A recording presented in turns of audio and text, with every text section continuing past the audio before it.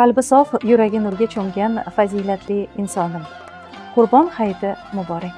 Bunday barakatli fursatda sizni yodga olish men uchun baxt. Zero hayotda ba'zi insonlar bordir. Ularni shunchaki borligi qalbga taskin beradi, suhbati shifo bo'ladi.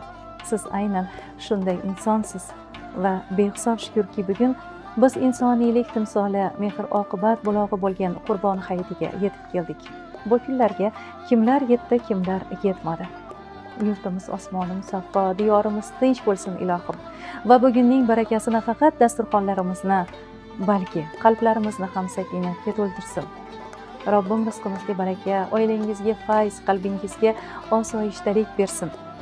Bugun har bir so'zingiz sizni mehrga, har bir qadamingiz yaxshilikka, har bir niyatlaringiz baraka sari yetaklasin ilohim. Kelasi Qurbon hayitiga bag'ri butunlikda siz u bizni jonimizga jon qo'shib yetkazishini Robbimdan tilab qolaman.